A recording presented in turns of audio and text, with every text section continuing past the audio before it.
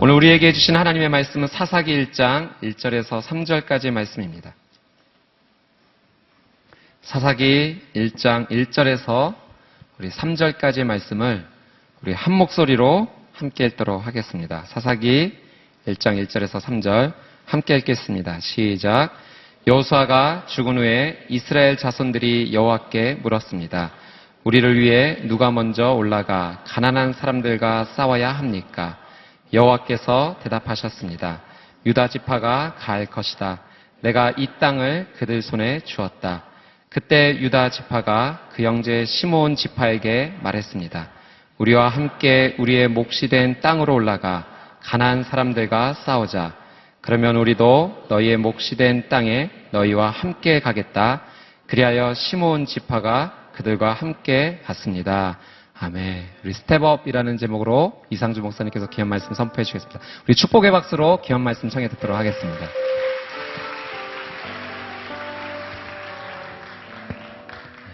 우리 좋으신 하나님께 영광의 박수 올려드리겠습니다. 할렐루야. 이 3월 한 달 스탠드업이라는 주제로 말씀을 나눌 텐데요. 여러분의 삶 가운데 하나님의 큰 승리가 임하기를 주님의 이름으로 축복합니다. 네, 여러분 북마크를 받으셨나요? 들어오실 때? 네, 한번 같이 볼까요? 한번 같이 읽어보겠습니다. 겨우내 잠들었던 생명들이 하나님의 약속에 따라 꽃을 피우고 열매를 맺기 위해 봄 기운으로 땅에 발을 딛습니다. 계절이 바뀌면 반복되는 일상적인 변화라고 생각하지만 이 모든 과정에는 분명히 하나님의 약속이 있습니다. 하나님의 약속은 믿음을 통해 증명됩니다. 하나님의 약속은 순종을 통해 확증됩니다. 이제 약속의 땅 앞에 서십시오. 믿음으로 선포하십시오. 선포한 대로 전진하십시오. 승리는 당신의 것입니다. 아멘. 네, 저를 따라서 제가 하나 둘 셋 하면 일어나라, 일어나라, 일어나라 이렇게 외치시는 거예요. 너무 좋아하시는 것 같아요. 오른손을 한번 이렇게 주먹을 쥐고 네, 한번 같이 시작해 볼까요? 시작. 일어나라, 일어나라, 일어나라. 나의 영혼아 깨어 일어날지어다. 나의 인생아 깨어 일어날지어다. 아멘. 네, 우리에게 승리를 주실 하나님께 먼저 영광의 박수 올려드리겠습니다. 할렐루야. 승리를 주실 하나님을 신뢰하고 찬양합니다. 아멘. 네, 스텝업이라는 그 주제를 정해놓고 생각해 보니까 같은 이름의 영화가 있었고 1탄이 잘 돼서 계속 줄줄이 시리즈가 있었는데 스텝업이라는 말은 여러 가지 뜻이 있겠지만 전체 3월의 주제인 스탠드업하고도 사실 같은 의미고요. 같은 의미이기는 하지만 스탠드업은 몸 전체를 일으키는 것의 의미라면 스텝업은 한 발을 떼는 것이죠. 그런데 어느 방향으로요? upward, 위쪽으로 한 발을 떼는 것이죠. 계단을 올라갈 때 한 걸음씩 한 걸음씩 올라가는 것처럼. 네. 물론 뭐 마음이 급해서 두 걸음, 세 걸음 이렇게 두 계단, 세 계단 올라가시는 분도 있지만 그러나 아주 높은 건물도 한 걸음씩, 천리길도 한 걸음부터, 태산도 티끌부터 모아서 시작되는 것이죠. 우리의 인생 가운데 하나님께서 그렇게 길을 열어주실 줄로 믿습니다. 길이 보이지 않아도 길을 가셔야 돼요. 그래야만 길이 열리는 겁니다. 길이 없는 곳에 길을 만드는 사람이 되는 것입니다. 만약에 산이 가로막고 있으면 산을 뚫기 위해서 파기 시작해야 합니다. 네, 정말 아멘이세요?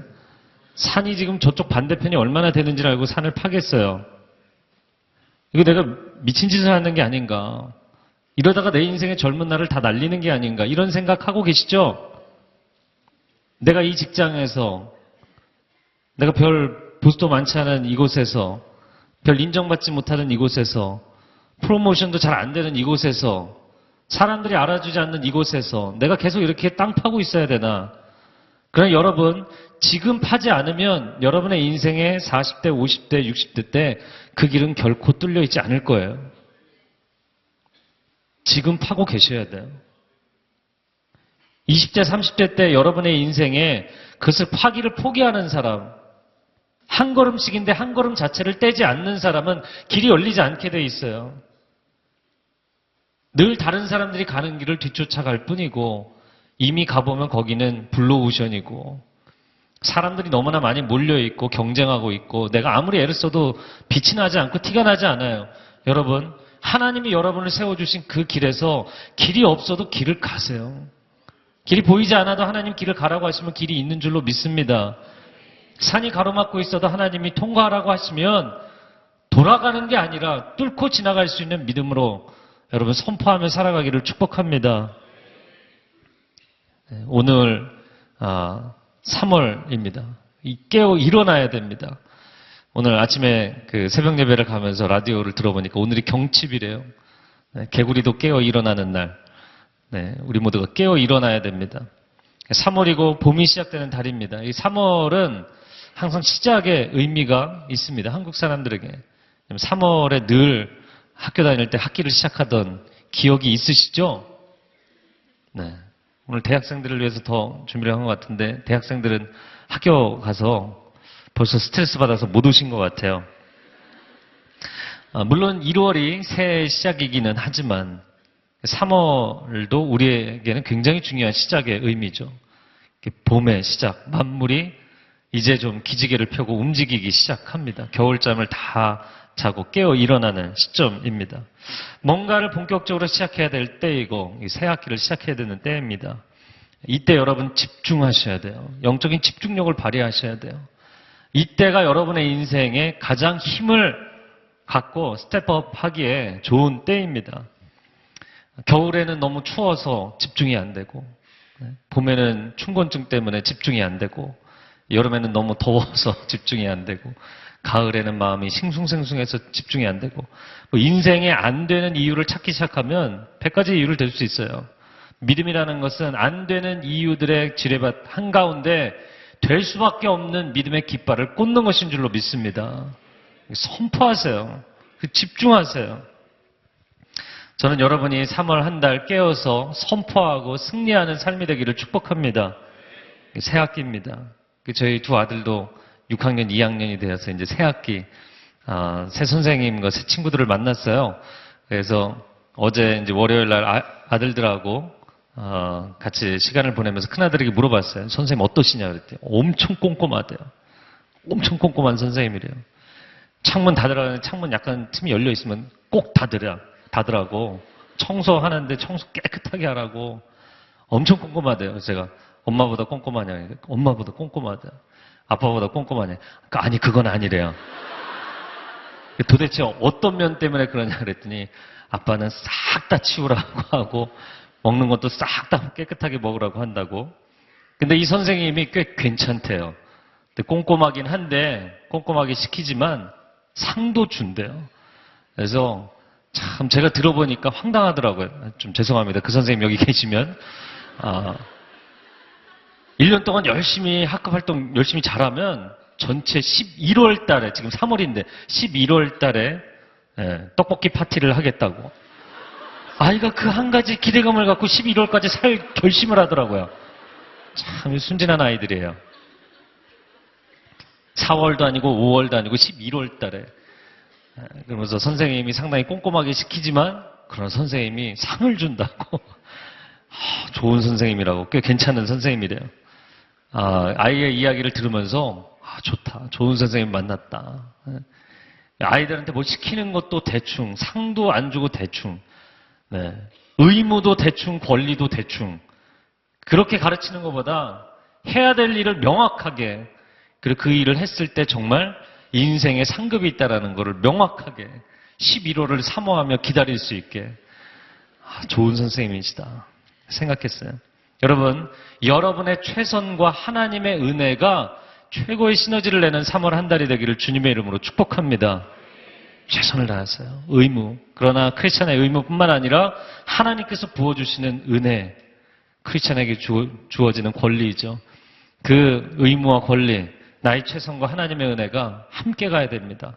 이게 꽉 채워져서 만나면 인생의 놀라운 시너지가 일어나는 것이죠.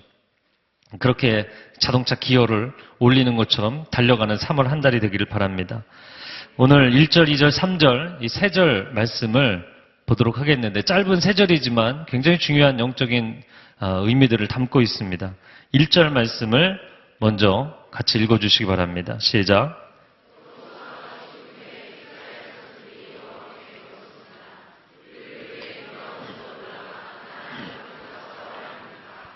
네, 여호수아가 죽은 후에 거기 밑줄을 그으시고요.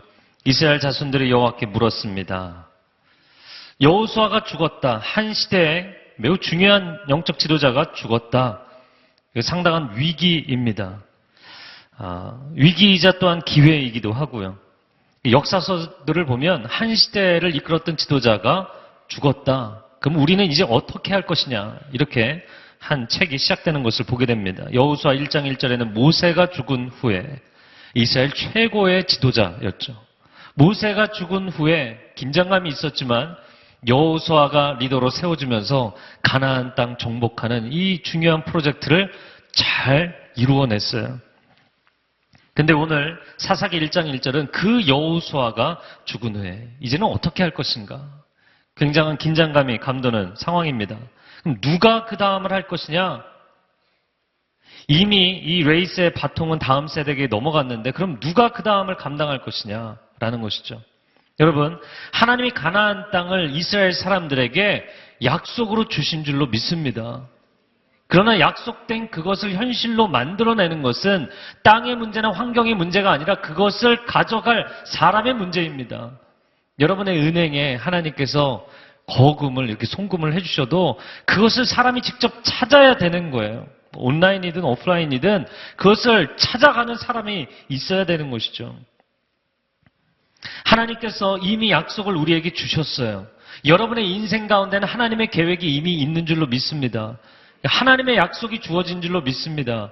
약속의 말씀을 받은 사람들도 있어요. 아직 모르고 있지만 그러나 하나님의 계획이 여러분의 인생 가운데 다 주어져 있어요. 하나님의 축복도 이미 우리에게 주어져 있어요. 문제는 그것을 내가 가져갈 수 있는 사람인가? 누가 그것을 이루어낼 것인가? 하나님께서 가나안 땅을 약속의 땅으로 주셨지만 그 땅을 구체적으로 한 성 한 성, 한 민족 한 민족 정복해 나가는 것은 이스라엘 백성들 그 사람들이 해 나가야 되는 것이에요. 하나님이 주신 약속, 하나님이 주신 축복이 한 세대에서 다음 세대에게로 어떻게 이어져 갈 것인가? 이게 관건인 것이죠. 저는 저희 아버님과 어머님 생각하면 정말 믿음의 유산을 주신 것이 너무나 감사해요. 인생이 결코 쉽지 않지만 믿음으로 선포하고 나아가면 모든 난관을 뚫고 갈 수 있다는 것을 저희 아버님, 어머님 보여주셨어요. 그것이 얼마나 감사한지 모르겠습니다. 그래서 늘 저의 기도 제목은 나의 아버지의 하나님, 나의 어머니의 하나님, 나의 하나님이 되어주십시오. 아브라함의 하나님, 이삭의 하나님, 야곱의 하나님, 나의 하나님이 되어주십시오. 세대에서 그 다음 세대로 어떻게 이 신앙이 유전되어 갈 것인가라는 것이죠. 생각해보면 저희 부모님이 새벽마다 깨어서 하나님 앞에 엎드려 기도하셨어요. 2시간, 3시간 엎드려 기도하셨어요. 그 기도를 이제는 우리가 이어받아서 해야 되는 것입니다. 젊은 날 무슨 새벽에 깨어나겠는가? 아니요. 여러분, 축복을 가져가는 것은 그 다음 세대의 몫입니다. 약속이 성취되는 것은 그 다음 세대의 몫입니다. 여러분, 새벽을 깨우는 사람들이 되세요. 여러분의 부모 세대의 축복 기도로 여기까지 왔다면, 가나안 땅 안에 들어왔다면 이제 남아있는 이 가나안 정복의 프로젝트를 완성해야 될 사람들은 여러분이에요. 이제는 누구의 축복 기도에 묻어서 갈 생각을 하지 말고 여러분이 축복 기도를 하며 사셔야 돼요.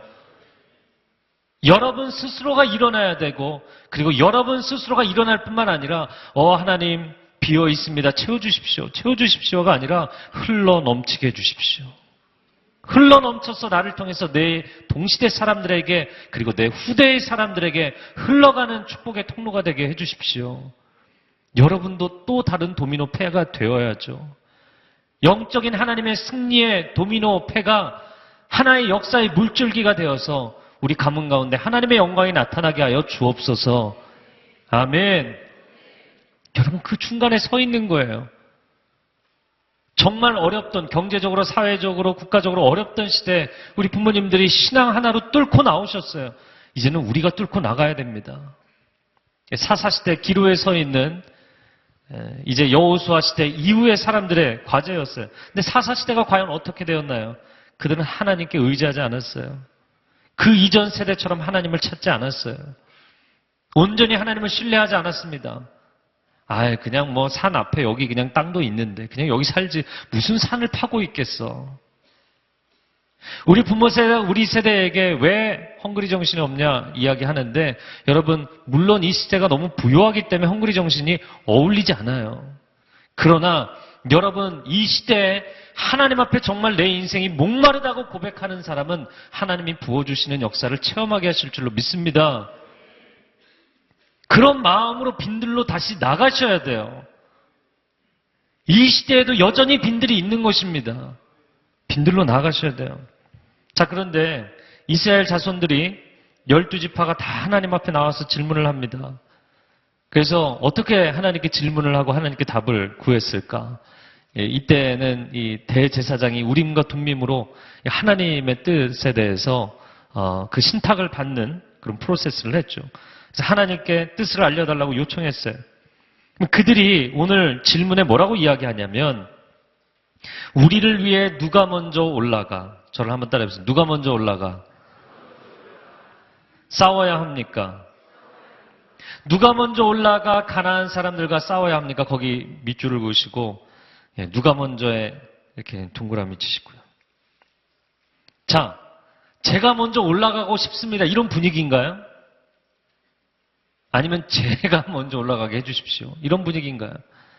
이거는 전자가 아니라 후자죠. 와, 저요. 이런 분위기 아니에요. 이런 분위기가 전혀 아니었습니다. 서로 먼저 올라가려는 분위기가 아니라 아무래도 하나님께서 한 지파를 선택하실 때 12분의 1의 확률이잖아요. 뒤로 주춤주춤 물러서는 그런 분위기예요. 지금 이 질문은 12사도가 예수님에게 우리 중 누가 가장 크니까?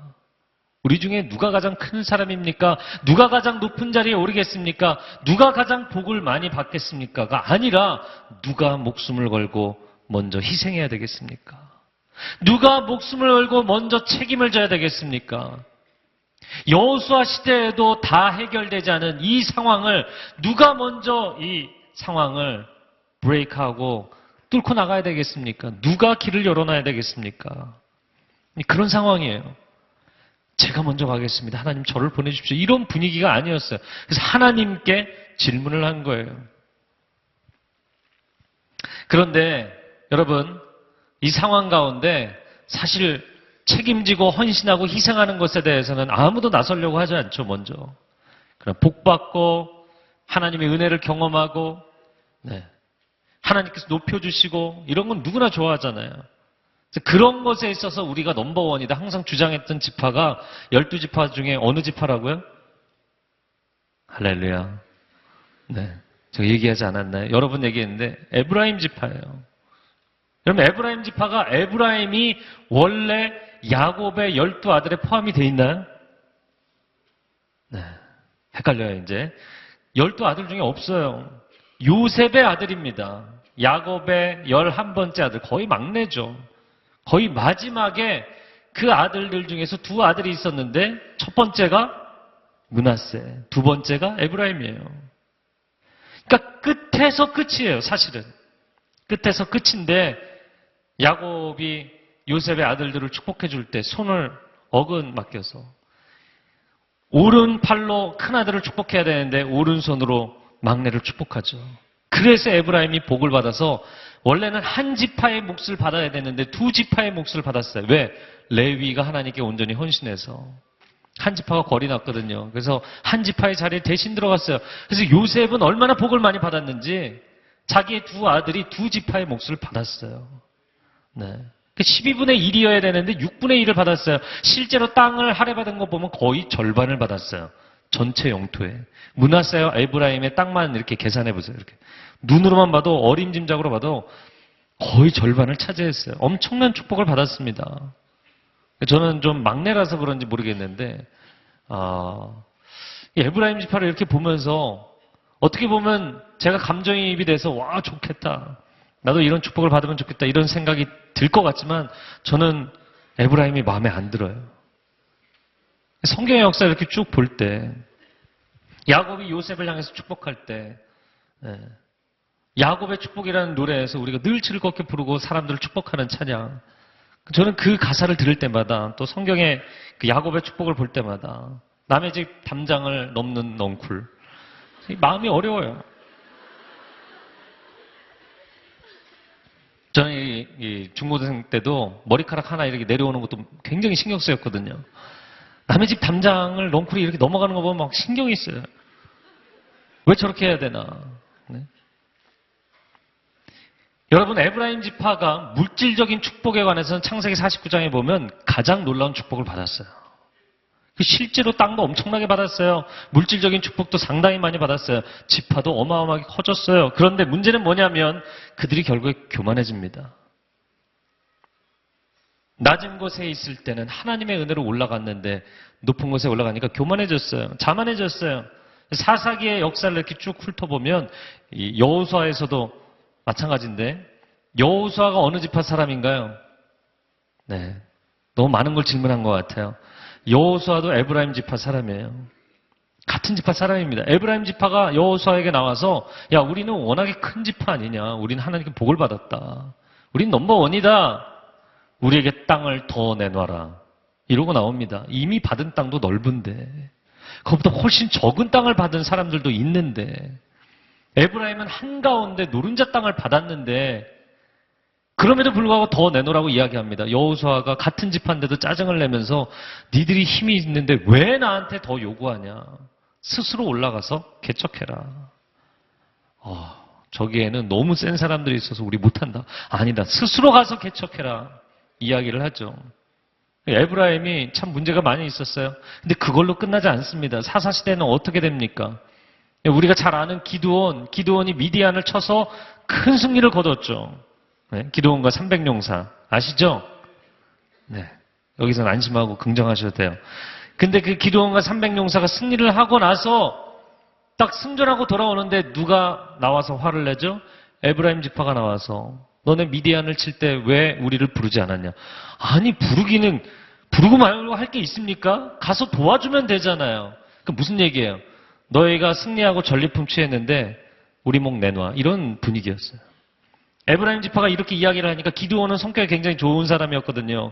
이렇게 이야기를 합니다. 사사기 8장 2절에 내가 이제 행한 일이 너희가 한 것에 비교가 되겠느냐. 에브라임의 끝물 포도가 아비에셀의 만물 포도보다 낫지 아니하냐. 높여줬어요. 너네가 훨씬 훌륭한데 난 비교도 안 되잖아. 그래서 기분이 좋아서 그냥 화를 가라앉혔어요. 근데 그 다음에 입다가 암몬을 칠 때 에브라임이 또 입다가 승전을 하고 돌아오는데 또 나와서 시비를 겁니다. 너네 전쟁할 때 왜 우리 안 불렀냐? 그럼 전쟁할 때 얘기를 하지. 전쟁 끝나고 나서 전리품 잔뜩 얻어갖고 돌아오는데 얘기하는 거예요. 시비를 거는 거예요. 우리도 한몫 달라는 거예요. 문제는 뭐냐면 헌신은 하지 않고 지분만 요구하는 거예요. 근데 입다는 기드온처럼 성격이 온유한 사람이 아니었어요. 상당히 성깔이 있는 사람이었어요. 에브라임과 전쟁을 벌이죠. 에브라임이 져서 도망가기 시작합니다. 요단강을 건너서 도망갑니다. 나루턱을 붙잡고 에브라임 사람들에게 그들이 발음하지 못하는 곳이 있었어요. 쉽볼렛이라고 발음해봐라. 그래서 쉽이 안 되고 십볼렛 이렇게 발음하면 다 잡아 죽였어요. 4만여 명을 잡아 죽였어요. 그래서 제가 이 경상도 남자들이 안 되는 발음이 있잖아요. 능력이 발음이 안 돼서 넉력 이렇게 음성이 안 돼서 엄성 그런 사람 다 잡아 죽였어요. 제가 특별히 이렇게 안 좋은 감정이 있는 게 아니고 이해가 안 되실까 봐 얘기한 거예요. 그런 사람 다 잡아 죽였다고요. 한 지파가 거의 골이 날 정도로 죽였습니다. 여러분, 그 에브라임이 거기서 그러면 끝을 냅니까? 우리가 정말 너무 교만했구나. 끝을 내지 않습니다. 결국에는 다윗의 집안에 반기를 든 게 누구였어요? 에브라임 지파였어요. 북이스라엘을 시작한 여로보암. 여러분, 교만은 끝이 없어요. 북이스라엘을 세운 주체는 에브라임이었어요. 에브라임이 우리가 머리 되겠다는 거예요. 하나님 머리로 세우시지 않았는데, 그건 결국에는 그 영적인 상황이 어디까지 추락하냐면 요한복음에 보는 사마리아 수가성 여인의 삶으로까지 전락하는 겁니다. 그래서 유태인들이, 이 이스라엘 사람들이 얼마나 영적으로 도덕적으로 그들이 타락했는지 인정해 주지도 않았잖아요. 그 정도로 망가집니다. 우리가 부르는 야곱의 축복의 히스토리를 보셔야 돼요. 언젠가 이거를 좀 책으로 정리를 하고 싶어요. 사람들이 하도 야곱의 축복을 좋아해서 전 그 노래 들으면 우울해요. 과연 저게 축복일까? 물론 겸손하면 계속 축복이 될 줄로 믿습니다. 네, 이건 바로 아멘 하시죠. 그러나 여러분, 겸손하지 못하면 감당치 못할 부요함은 인생을 썩게 만드는 거예요. 설탕 많이 먹고 이빨 썩는 것처럼 똑같은 것입니다. 지금 이 질문, 우리 중 누가 먼저 올라가 싸워야 합니까? 누가 먼저 책임을 져야 합니까? 여러분, 올라간다라고 표현했는데 사실은 이 전쟁터에 나아간다라는 표현이기도 하고 산지에 있는 족속들이 많았기 때문에 실제로 올라가는 것이기도 했어요. 스텝업입니다. 전쟁에서 산성을 지키면서 내리막길에서 이렇게 위에서 아래로 싸우는 건 굉장히 쉬운 일이지만 고지를 그래서 먼저 점령하려고 하는 것이죠. 아래에서 위로 올라가면서 싸우는 건 굉장히 힘든 일이에요. 버거운 일입니다. 승산이 낮은 전쟁입니다. 그러나 누군가는 끌고 가야 되잖아요. 누군가는 첫 발을 디뎌야 하잖아요. 누군가 이 전쟁에서 앞서 나가야 되고 리더가 될 사람이 필요한 것입니다. 네. 인생도 마찬가지라고 생각이 됩니다. 저는 이 3월을 시작하면서 대학생들도 마찬가지고 청춘도 마찬가지고 우리 어르신들도 마찬가지라고 생각이 됩니다. 인생을 사는데 인생을 그냥 현상 유지하기 위해서 사는 게 아니라는 것을 아셔야 돼요. 이번 학기 대충 관리하고 그냥 때우기 위해서 그냥 한 학기 그냥 잘 지나갔으면 좋겠다. 여러분, 이것이 인생의 비전이나 목표는 결코 될 수 없는 것입니다. 인생을 살아가는 것은 매 순간 하나님이 내게 주신 비전을 이루기 위하여서, 목적을 이루기 위하여서, 목표 지점에 이르기 위하여서 가는 거예요. 여러분, 노래를 할 때도 하이피치의 음을 낼 때는 위에서 아래로, 오늘 솔로 부르신 우리 자매님이 보컬 트레이너인데, 이 보컬 트레이닝 하시는 분들이 설명할 때 음을 아래에서 위로 이렇게 찍으려고 애를 쓰면 마치 이렇게 턱걸이 하는 것 같은 거야. 매달려 있는데 음정 불안하고. 그래서 고음을 낼 땐 위에서 아래로 찍듯이 내야 돼요. 운동도 마찬가지입니다. 어떠한 종목이든 근력과 스피드를 정말 최대치로 끌어올려서 실제 경기에서는 그만큼 사용하지 않더라도 여유를 가지고 경기를 해야만 상대를 압도할 수 있는 거예요. 대충 때우기 위해서 사는 것이 아닙니다. 시간을 때우기 위해서 이 학기를 지내는 것이 아닙니다. 직장 다니면서 그냥 돈 벌기 위해서 시간을 때우는 것이 아닙니다. 자리를 채우는 것이 아닙니다. 그런 것이 여러분의 인생의 상황이라면 여러분 다시 생각하셔야 돼요. 다시 생각하셔야 돼요. 제가 영화 300을 좋아해서 설교 때도 자주 이야기하고 영화 300을 여러 번 봤거든요. 근데 오늘 새벽 예배 끝나고 두 어르신이 영화 300을 봤는데 똑같이 얘기를 하시는 거 깜짝 놀랐어요. 너무 끔찍하다. 뭐가 그렇게 좋냐? 이렇게 질문을 하시더라고요. 여러분, 그 나오는 이 페르시아 군대, 성경에서 바사 제국의 군대가 나오죠. 이 페르시아는 정말 전쟁에 있어서는 탁월한 전략과 전법을 가지고 있는 제국이었어요. 아수르 제국이 매우 강했고 그 아수르 제국이 너무너무 그 주변 민족들을 많이 괴롭혔기 때문에 그래서 요나 선지자가 그 아수르 제국 때문에 치를 떨었던 거잖아요. 그 수도 니느웨 갔었는데 니느웨는 성 주변이 다 이렇게 강물이 흐르고 있는 난공불락이었어요. 그 난공불락을 무너뜨린 게 바벨론이었죠. 바벨론 참 대단했습니다. 그러나 70년 만에 그 바벨론을 무너뜨린 게 페르시아였죠. 페르시아는 고대 전쟁사에 탁월한 전쟁 전략과 전법으로 유명한 제국이었어요. 네. 그 페르시아가 배가 차지 않아서 나는 아직도 배가 고프다. 그래서 그리스를 삼키려고 가기 시작한 겁니다. 그때 이 전쟁을 모의했던 사람이 에스더서에 나오는 아하수에로이죠. 크세르크세스. 그 전쟁, 그 영화에서는 상당히 야만적인 페르시아 군대의 왕으로 나오는데 실제로 꼭 그렇지만은 않아요. 네. 이 그리스 헬라 문명을 너무 이제 미화하고 이쪽을 너무 안 좋게 그림을 그렸기 때문에 그런 것이지만 그리스를 삼키려고 전진을 했습니다. 그래서 겨울궁전에 모여서 작전회의하고 장수들을 격려하고, 왜냐하면 이 전쟁, 고대 전쟁은 시즌이 있거든요. 시즌에 나가서 전쟁하고 비시즌에는 들어와서 쉬면서 격려하는 거거든요. 근데 이 장수들을 잘 격려를 해줘야만 목숨 걸고 싸울 텐데, 네? 근데 왕후 와스티가 그 잔치 자리에 나오지를 않았잖아요. 그러니까 아하수에로서는 굉장히 힘든 거였어요. 난 목숨 걸고 나가서 전쟁하는데 당신도 목숨 걸고 나와서 이 사람들을 즐겁게 해줘야지. 그래서 와스티가 폐위되고 에스더가 세워진 겁니다. 네, 별로 즐거워하지 않으시네요. 이런 역사적인 흐름이 있어요. 배경이 있어요. 그런데 그 거대한 군대를 이끌고 그리스로 오는데 아무도 누가 감당하거나 저항할 수 있는 분위기가 아니었습니다. 어마어마한 대군을 끌고 들어왔어요. 그래서 그리스의 모든 도시국가들이, 그리스는 하나의 거대한 국가가 아니라 그냥 여러 폴리스들이, 도시들이 연합체로서의 국가였죠. 그래서 우리가 잘 아는 블레셋도 도시연합국가였잖아요. 그 블레셋이 에게해로부터 왔거든요. 그래서 이 블레셋이 헬라적인 그 오리지널리티, 백그라운드를 가지고 있어요. 그렇기 때문에 그들도 도시연합국가를 형성했던 거예요. 근데 헬라 제국 자체는 도시연합국가였기 때문에 누가 우리는 전쟁한다, 전쟁 안 한다 이런 결정을 내릴 수가 없는 거예요. 다 서로 눈치만 보고 이제 페르시아의 대군이 밀고 들어오면 이제 끝이구나. 벌벌 떨고 있는 상황이었어요. 근데 그때 강력하게 일어난 것이 스파르타죠. 네. 정말 이름만 불러도 막 피가 끓을 것 같아요. 레오니다스라는 왕이 300명의 정예부대를 데리고, 다윗이 한 300명 있다고 생각하시면 돼요.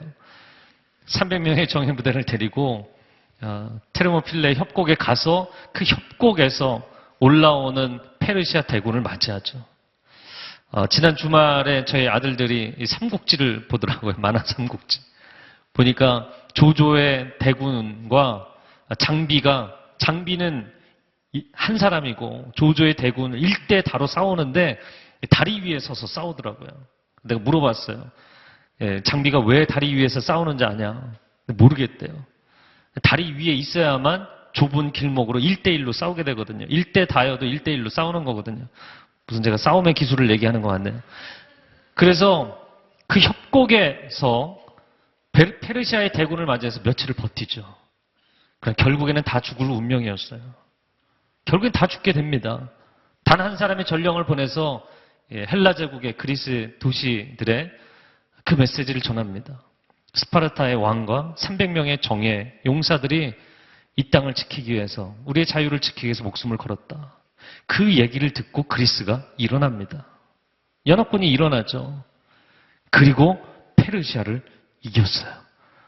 놀라운 일입니다. 세계의 역사를 바꾼 놀라운 한 사람의 헌신이었어요. 한 사람이 스텝업을 했기 때문에 그런 결과가 나온 거예요. 그래서 그 영화의 앞부분에 보면 재밌는 한 가지 장면은 이 신탁을, 오라클을 받는 장면이 나오는데, 너희가 나가면 전쟁에서 진다. 진다는 얘기를 듣고 나간 거예요. 신탁뿐만 아니라 실제 상황도 이길 수 없는 전쟁이었어요. 죽을 걸 알면서 나간 겁니다. 여러분, 그러나 내가 여기서 죽는다, 일사각오가 있지 않으면 산이 뚫리겠어요? 산이 뚫리겠냐고요. 일사각오로 죽겠다 각오해야만 사는 것입니다. 죽기를 싫어서 거기 그냥 주저앉아 있으면 당신의 인생의 40대가 돼도 50대가 돼도 60대가 돼도 아무 일도 일어나지 않아요. 지금 죽겠다고 각오를 하고 덤벼들어야 돼요. 실제로 죽을 수도 있어요. 그러나 하나님을 의지하는 그 사람, 죽을 때 하나님께서 그를 다시 살리실 줄로 믿습니다. 내가 내 야망을 이루기 위해서 죽겠다는 게 아니라 하나님의 꿈과 비전과 약속을 이루기 위해서 목숨을 던지겠다는 거잖아요. 부르신 그분이 책임지실 것입니다. 저를 한번 따라해보세요. 부르신 그분이 책임지실 것입니다. 아멘. 네. 누가 먼저 올라가겠는가? 누가 먼저 올라가겠는가? 이것입니다. 여러분의 마음 가운데 한번 질문해 보세요. 2절의 말씀, 오늘 본문의 2절 같이 읽어주세요. 시작.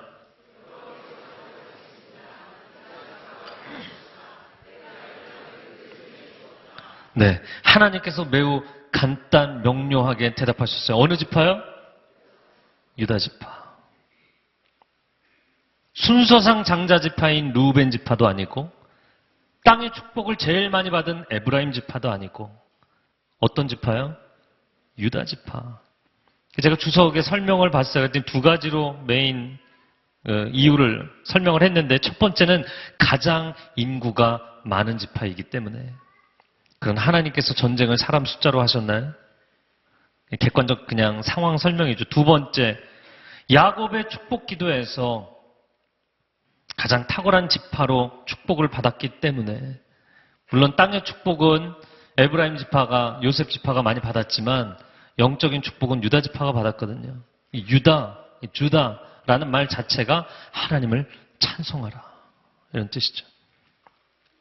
그러면 왜 그들이 실질적 장자도 아니고 땅의 축복을 가장 많이 받은 지파도 아닌데 그들이 왜 리더 역할을 하는 지파가 되었는가?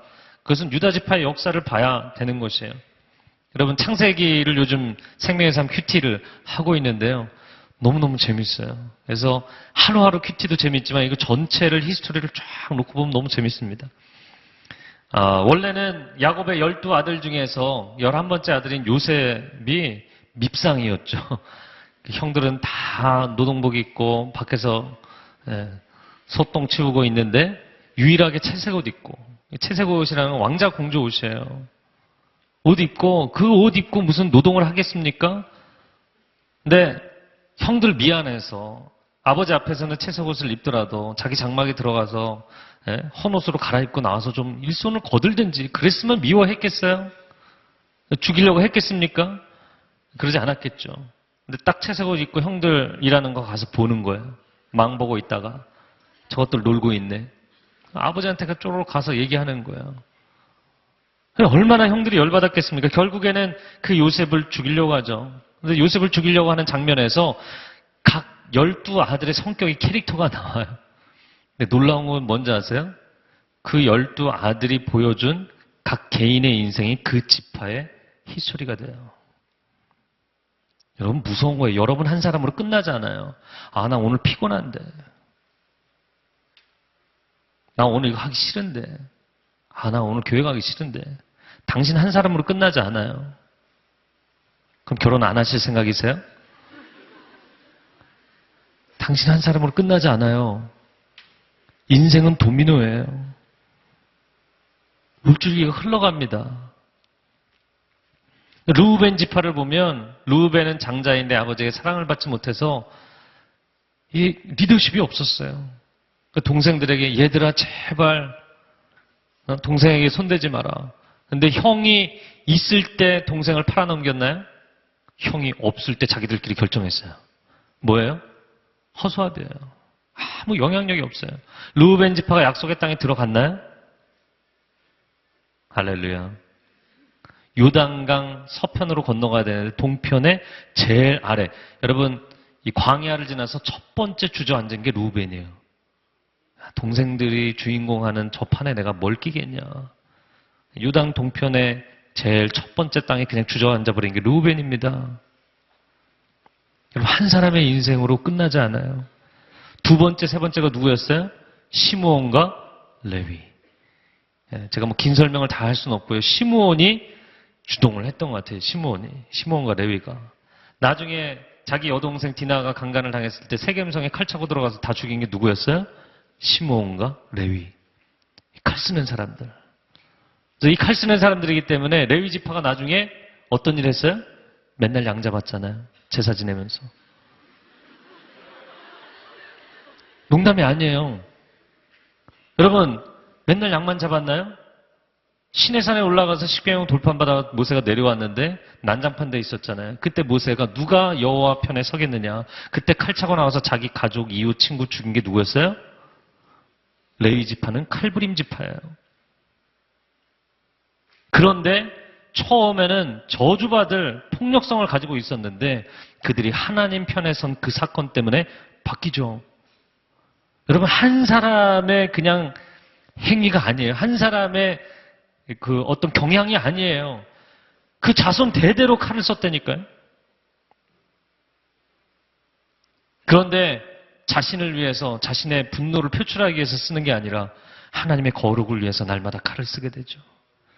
그 지파의 운명이 확 바뀌게 되죠. 근데 시므온 지파는 문제는 뭐냐면 시므온인데 칼을 쓰기는 썼는데 가장 폭력성이 강했거든요. 네. 레위는 셋째고 시므온은 둘째잖아요. 그럼 누가 더 목소리가 컸겠습니까? 시므온이죠. 그래서 나중에 요셉이 자기 형들이 왔는데 첫 번째 왔다가 돌아가는데 누구 한 사람을 잡았어요? 시므온을 잡아서 가둬뒀죠. 제일 회개를 많이 해야 되는 녀석이거든.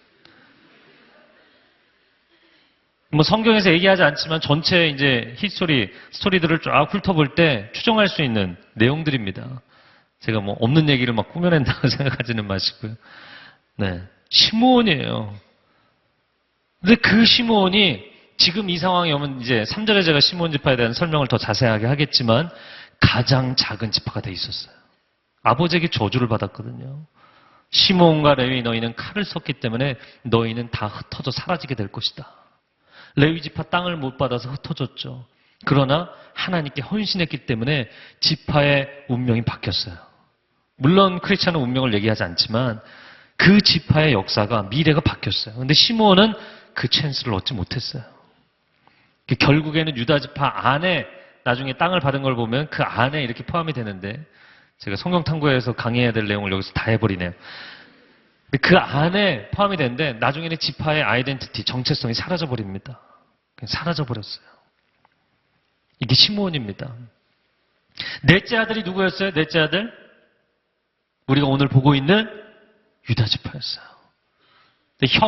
맏형은 리더십이 없어요. 둘째, 셋째, 말년병장은 힘이 없어요. 둘째, 셋째 상병들이 목소리에 힘주고 있어요. 네 번째 유다는 어떤 역할을 했냐면 기회주의자. 죽일 것까지는 없고 우리도 덕보고 쟤도 살리고 그냥 팔아넘기자. 그래서 은 20개를 받았어요. 그래서 구약의 유다도 신약의 유다도 이렇게 팔아넘기는데 은사가 있었어요. 참 희한해요. 팔아넘겼어요. 물론 이제 좀 환율이 올라서 은 20개에서 은 30개가 됐지만 20개 갖고 팔았어요. 여러분, 유다는 현실적인 기회주의자였습니다. 타협과 거짓으로 인생의 길을 찾아가는 사람이었어요. 그런데 그의 인생에 반전의 역사가 나타납니다. 레위지파처럼 반전하는 기회가 왔어요. 그건 뭐냐면 다 다른 아들들이 그 일에 모의를 했잖아요. 모두가 손에 피를 묻힌 거나 마찬가지인데 다른 아들들은 갈등이 없었는데 유다가 유독 양심의 가책을 받았던 것 같아요. 그래서 창세기 37장에 동생 팔아넘기고 창세기 39장에 보디발의 집이 나오는데 창세기 38장의 중간에 끼워져 있는 본문이 있습니다. 문학적으로는 이제 삽입이라고 보통 표현을 하는데 전체 흐름과 상관없는 얘기가 나와요. 그게 유다의 방황입니다. 자기 형제들을 떠나서 이방인들의 땅에 가서 이름도 모르는 여인과, 왜 성경에 기록이 안 돼 있어요. 이름도 모르는 이방 여인과 결혼해서 오난, 셀라 세 아들을 낳고 그 사람한테 첫 번째 며느리 다말을 드렸는데 이 며느리랑 결혼한 첫 번째 아들이 죽었어요. 계대 결혼법에 따라서 둘째 아들 오난하고 결혼시켰더니 얘도 죽었어요. 셋째는 아직 나이 어린데 결혼시키면 또 죽을 것 같아요. 그래서 결혼 안 시켰죠. 근데 여인에게는 이거는 권리와 같은 것이거든요. 보장된 권리와 같은 거예요. 그래서 이 다말이 시아버지를 함정에 빠뜨려서 결국에는 유다가 내가 죄인이다. 내가 너를 정죄하려고 했는데 하나님이 내 죄를 드러내셨다.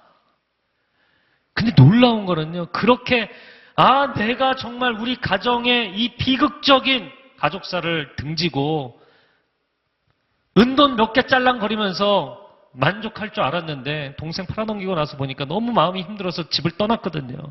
근데 하나님이 추적해 오셔서 아들을 죽여가면서까지, 큰아들, 둘째 아들 죽여가면서까지 그의 밑바닥을 드러내시죠. 너가 도망가면 내가 널 모를 줄 아냐. 바닥이 다 드러났어요. 그리고 하나님 앞에 회개합니다. 그리고 나서 그가 가족에게 돌아오죠. 그리고 곡식을 구하러 기근 때 이집트에 내려가는데 두 번째 내려갈 때 베냐민을 데려가니까 야곱이 거의 기절할 지경이었거든요.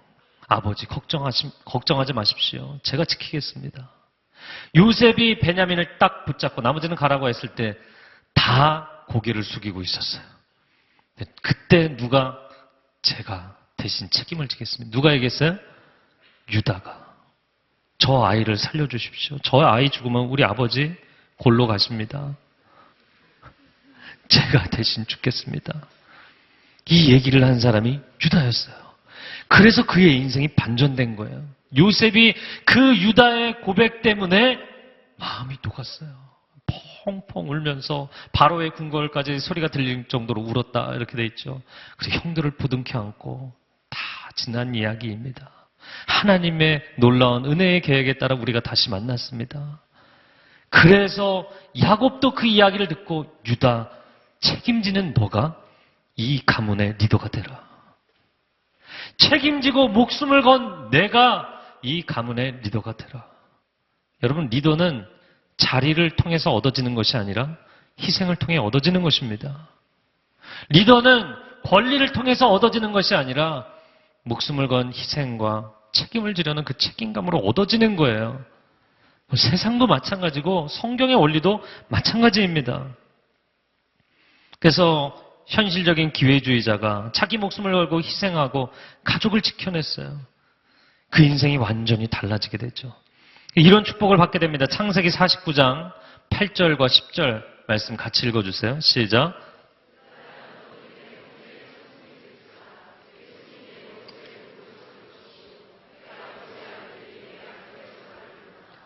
규가 유다를 떠나지 아니하며 통치자의 지팡이가 그 발 사이에서 떠나지 아니하기를 실로가 오시기까지 이르리니 그에게 모든 백성이 복종하리로다.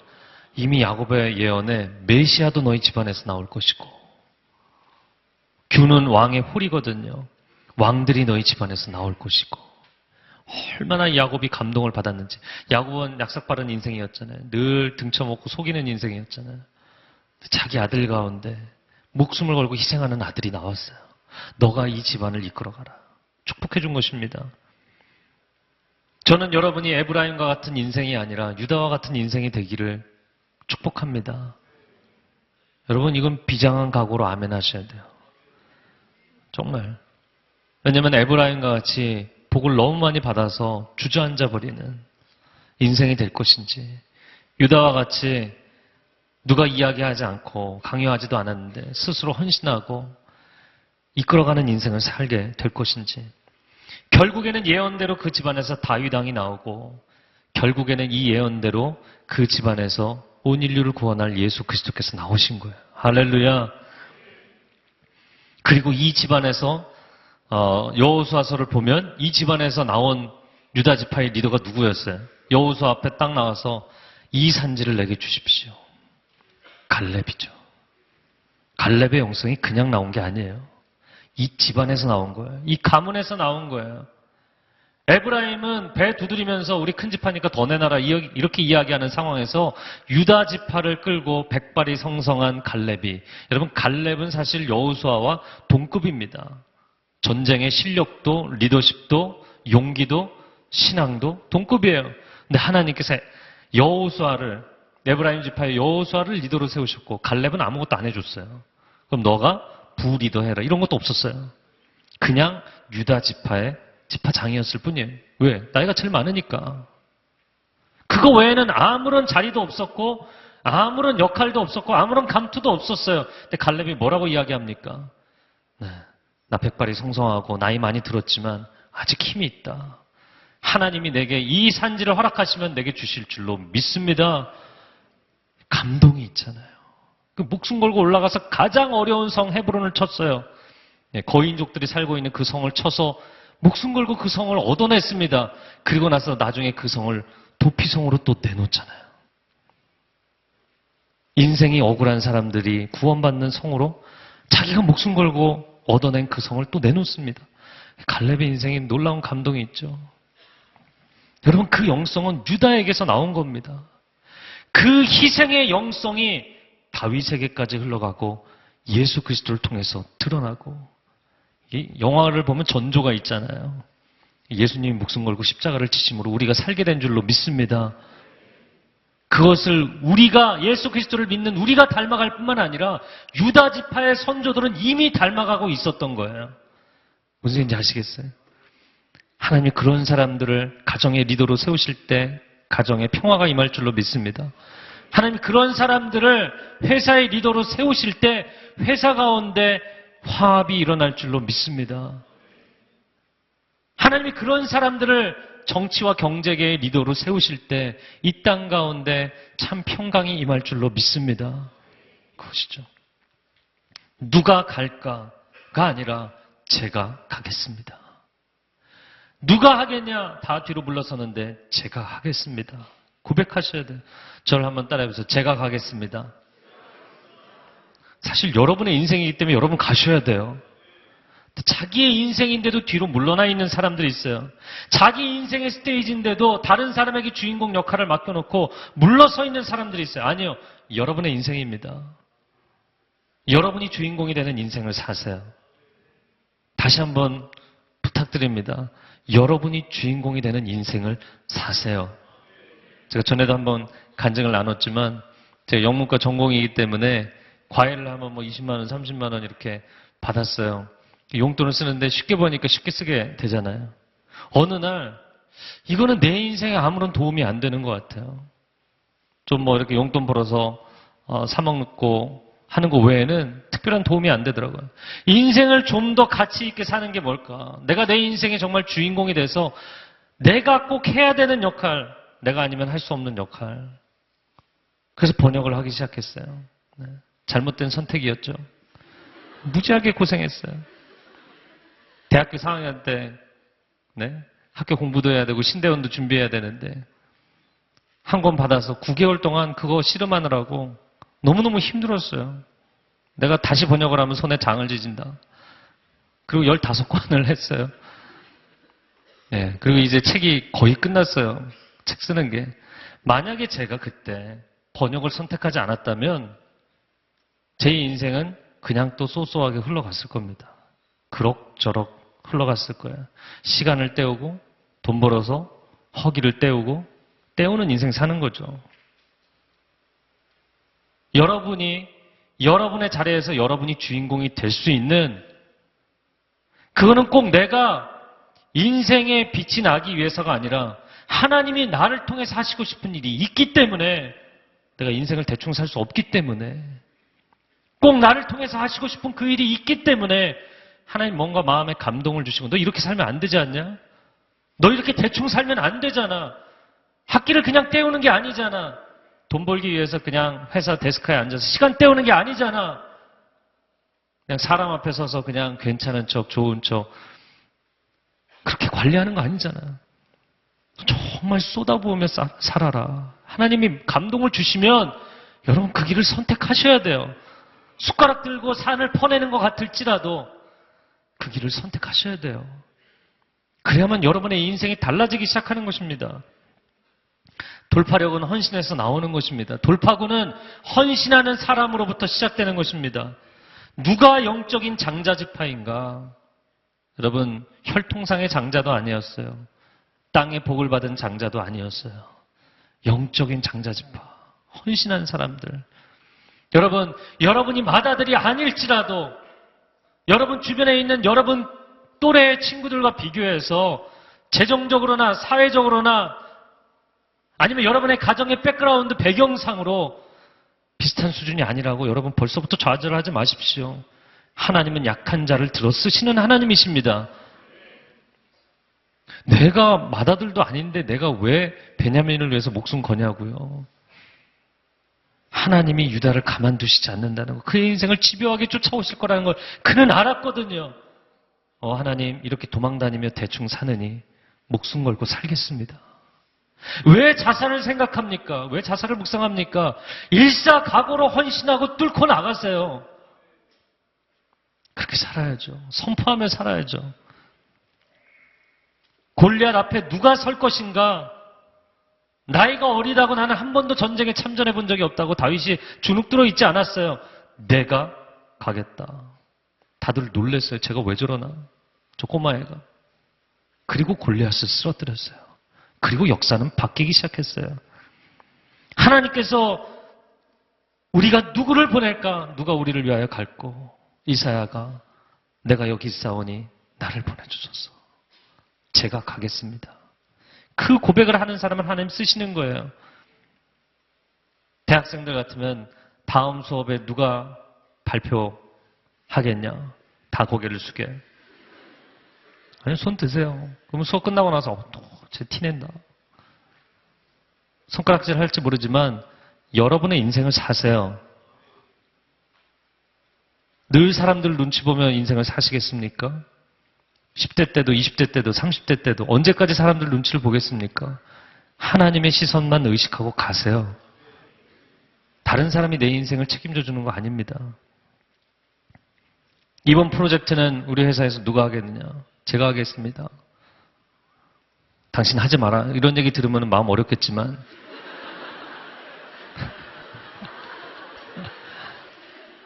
물론 그 정도의 신뢰의 단계까지 가 계셔야죠. 네. 당신이 할 수 있는 일이라면 헌신하세요. 왜 맨날 나만 야근을 해야 되는가? 제가 항상 파워앱에 있을 때도 중고등부 사역할 때도 늦게 나갔어요. 그래서 마지막 문 잠그고 인사하고 나가면 여기 안내실 집사님하고 이제 인사하고 제가 나가면 이제 문 잠그는 거예요.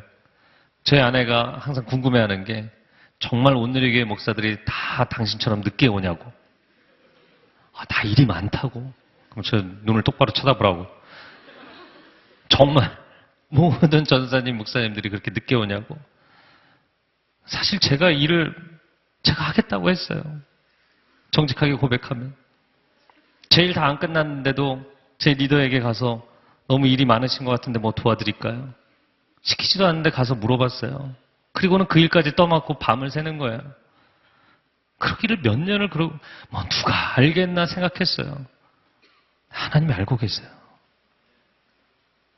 하나님이 알고 계세요. 왜 내가 꼭 해야 되는가?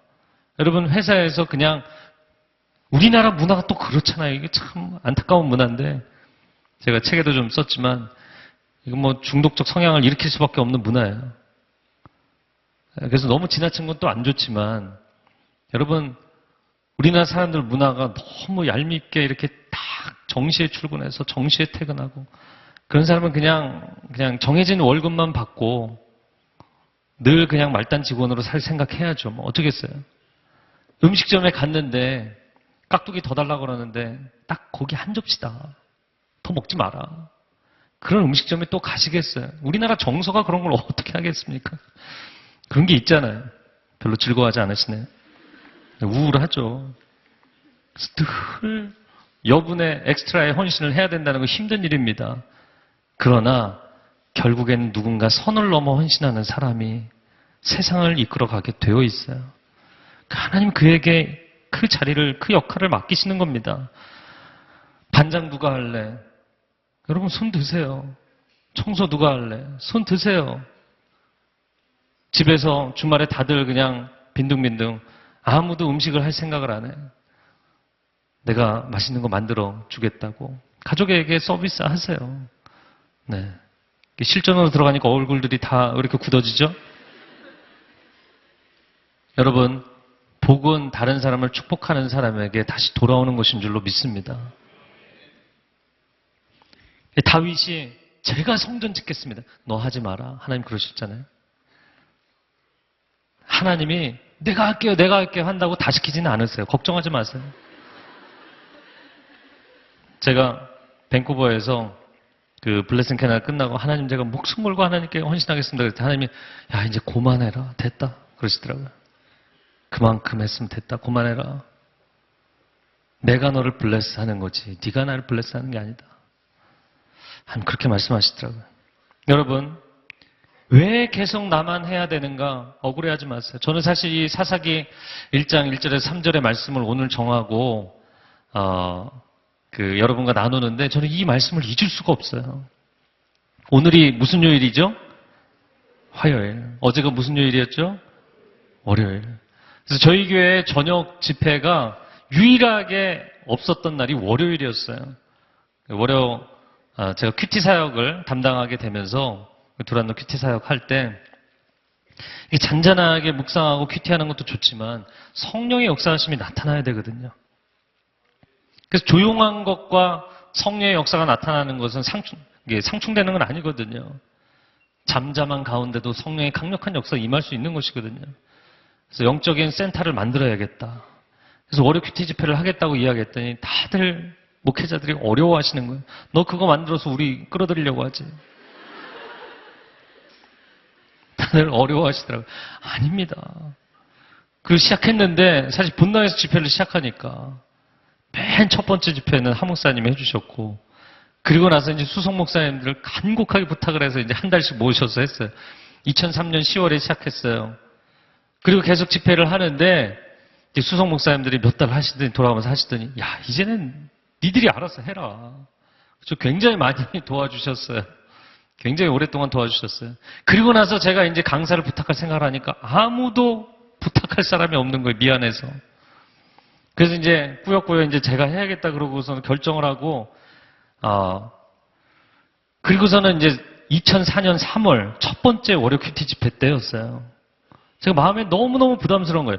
그 목요 심야 기도회라고 있었는데 제가 그때 이제 10분 기타 들고 찬양인도 한 적이 있었거든요. 할렐루야. 찬양인도 출신이에요. 근데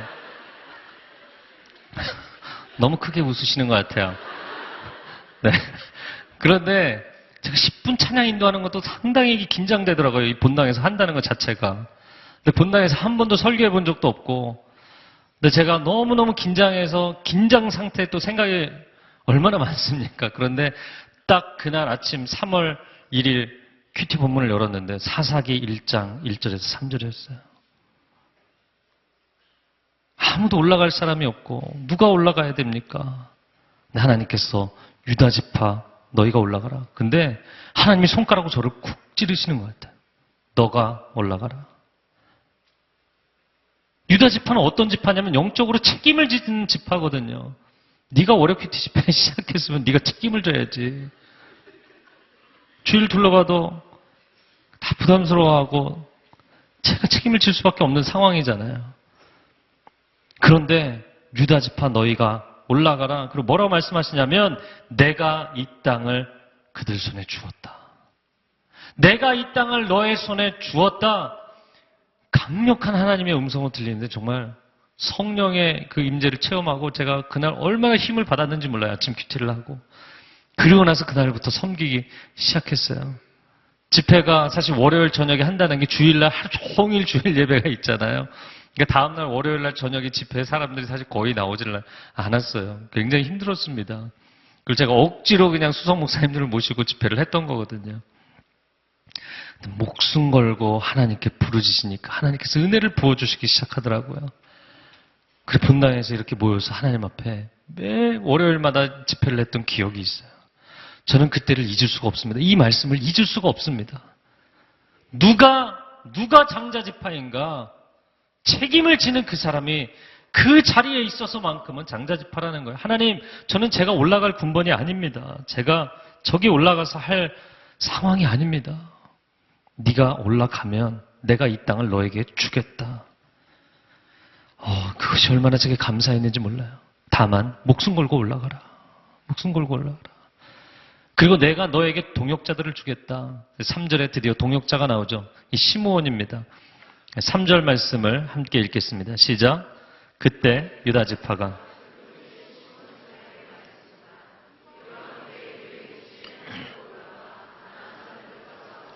그러면 우리도 너희의 몫이 된 땅에 너희와 함께 가겠다. 그리하여 시몬 지파가 그들과 함께 갔습니다. 보니까 유다가 시몬을 끌고 올라갔어요.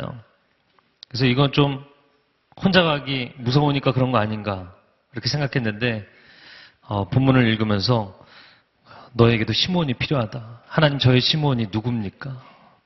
너를 위해서 중보기도할 사람들이다. 미약해 보이지만 가장 강력하게 기도할 사람들이 필요하다.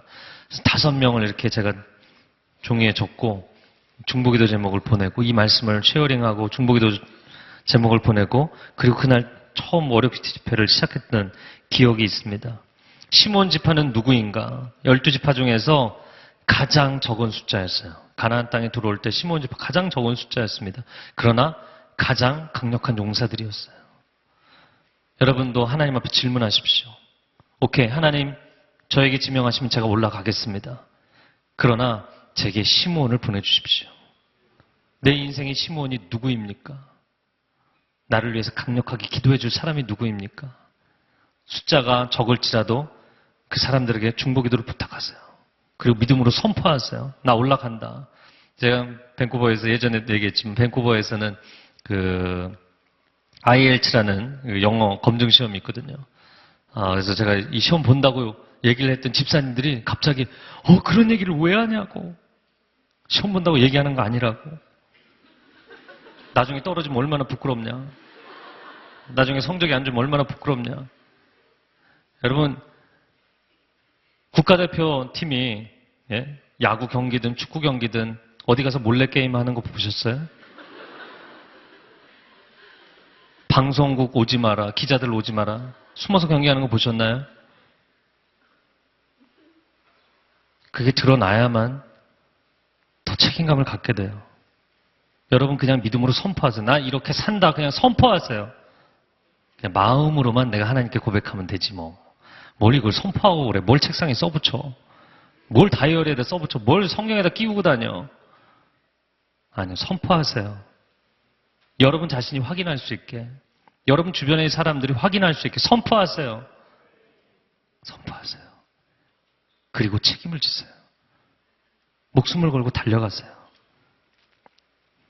오늘 마지막으로 제가 한 사람의 이야기를 읽어드리려고 합니다. 리더가 알아야 할 7가지 키워드라는 책인데 굉장히 짧지만 좋은 책이에요. 근데 이 책에 용기에 대한 이야기가 나옵니다. 이 34쪽에 보면 세계 1차 대전에 참전했던 미군 중에서 에디 리켄베커라는 남자가 있었어요. 근데 12살 때 자기 아버지가 죽어서 가족의 생계를 부양하기 위해서 학교를 포기하고 일을 하기 시작합니다. 신문을 배달하고 우유를 배달하고 안 해본 일이 없어요. 신발 공장, 또 양조장, 유리 공장, 주물 공장 안 다닌 데가 없더라고요. 나중에는 자동차 정비공이 되었어요. 근데 놀라운 거는 1914년에 이 데이토나라고 아시죠? 유명한 그 미국의 카 레이싱 하는 도시입니다. 그 데이토나에서 열린 자동차 경주에서 이 사람이 세계 신기록을 세웁니다. 인생이 이제 확 바뀌었죠. 자기 인생이 이제 꽃이 피게 됐어요. 그런데 1차 대전이 발발합니다. 그리고 비행기 조종사로 지원을 했어요. 그런데 탈락이 됩니다. 탈락이 된 이유는 2가지였는데 나이가 너무 많다는 것과 학력이 짧다는 것. 그래서 당신 학력이 안 된다. 나이도 이미 너무 많다. 그래서 파일럿으로 지원을 했는데 안 된 거예요. 그래서 이 사람이 운전병으로 지원을 합니다. 운전병을 열심히 했어요. 자기 상관에게 잘 보였어요. 그래서 나에게 좀 비행기 모는 법을 가르쳐달라고 해서 그렇게 배워서 결국엔 전투기 조종사가 됩니다. 그리고 이 책의 기록에 의하면 전쟁이 끝날 때쯤 그는 300시간의 전투를 소화해냈다. 이것은 미국 파일럿들이 남긴 기록 중에 최고였다.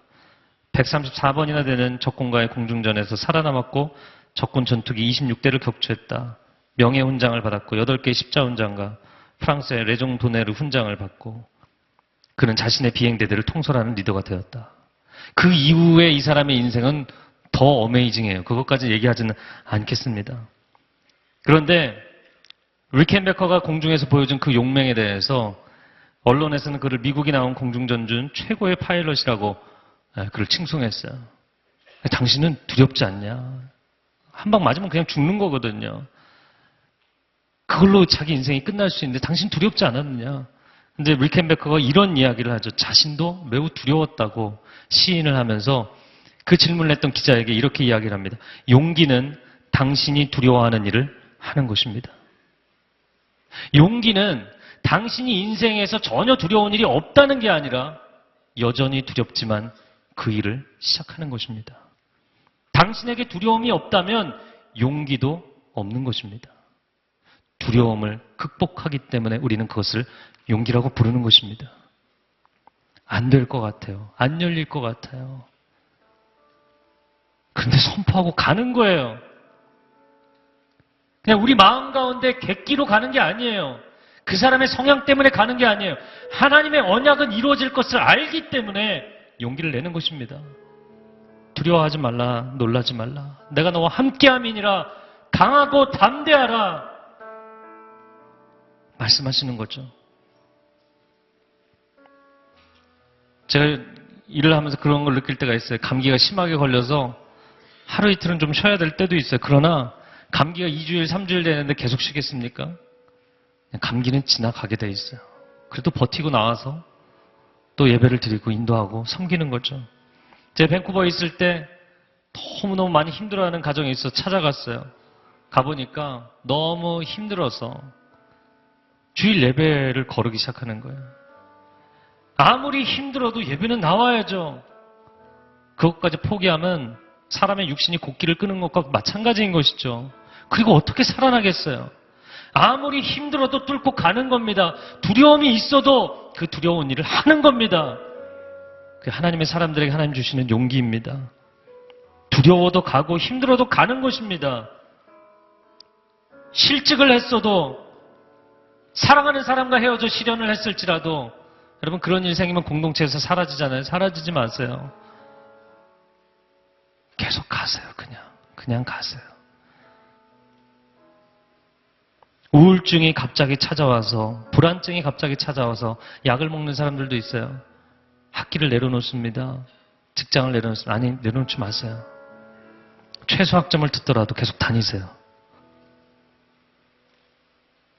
일을 미니마이즈 하더라도 그 일을 계속 하세요. 감기약 먹고도 일하는 겁니다. 아토피 때문에 너무 심각해서 집에서 두문불출 나오지 못하는 친구들이 있어요. 어차피 생긴 거 완벽한 사람 아무도 없습니다. 그러지 않나요? 고개를 좀 끄덕거려 주세요. 그러지 않나요? 전 요즘 흰머리가 너무 많이 늘었어요. 머리가 넘어가고 있어요. 안 그래도 넓은 이마에. 여러분 인생의 마이너한 거에 마음을 다 빼앗겨버리면 인생 전체를 저당 잡히게 돼 있어요. 10원 갚으려고 1조 원을 날리겠습니까? 인생의 마이너한 문제에 여러분의 전체 인생을 저당 잡히지 마세요. 약점은 누구나 있는 것입니다. 부족함은 누구나 있는 것이에요. 저 사람은 문제가 없을 것 같아. 저 사람은 다 잘할 것 같아. 그런 인생은 없어요. 누구나 다 결점을 갖고 시작하는 거예요. 그러나 뚫고 나가는 것입니다. 오른손을 들고 저를 한번 따라 선포해 보세요. 하나님, 제가 올라가겠습니다. 너무 목소리 작아요. 다시 크게. 하나님, 제가 올라가겠습니다. 하나님, 이 땅을 내게 주시옵소서. 아멘. 승리를 주실 하나님께 영광의 박수 올려드립니다. 할렐루야. 하나님 영광을 받아 주시옵소서. 강하고 담대한 그 주님의 말씀 앞에 일어설 수 있는 사람들이 나오게 하여 주옵소서. 아멘. 아멘. 아멘. 여러분 이 시간 하나님 3월입니다. 이미 한 해는 시작되었지만 여전히 주저하고 있고 여전히 위축되어 있는 내 영혼아 깨어 일어날지어다. 하나님 내가 다시 일어나겠습니다. 선포하겠습니다. 약속을 성취하겠습니다. 그런 사람들 자리에서 일어나십시오.